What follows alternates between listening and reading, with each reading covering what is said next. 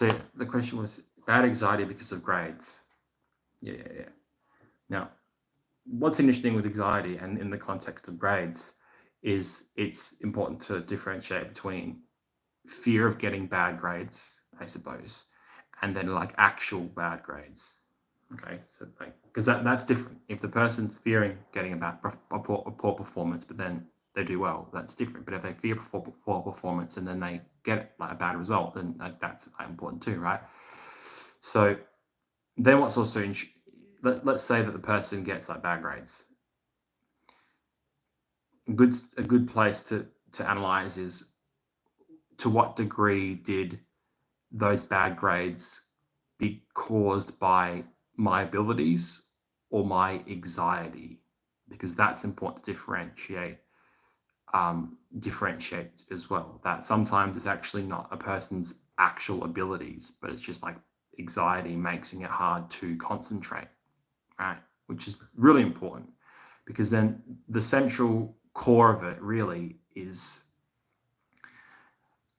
differentiating like actual performance abilities with anxiety abilities or anxiety created performance, because that means that the person actually has the ability to succeed at a core deep level, but it's just like anxiety and fear that are creating the bad performance. And that's where it's important to differentiate, because it's almost like, let's say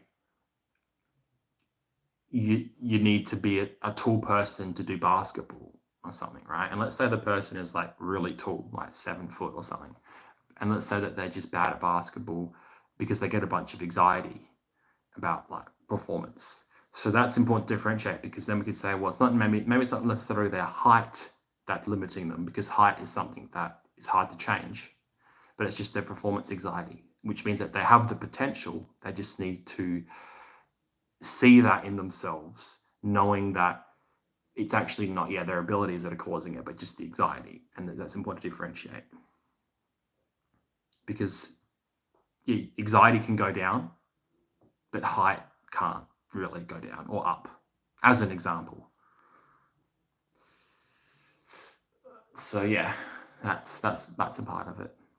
And also learning strategies is important too, because it's sometimes at school they teach you like passively, and it's like that's annoying, because that means it's basically the teacher's just sort of lecturing you or lecturing at you, and that can be like hard to focus and stuff. So it's like learning how you learn best, and most people learn best by actually using the knowledge instead of just like memorizing it.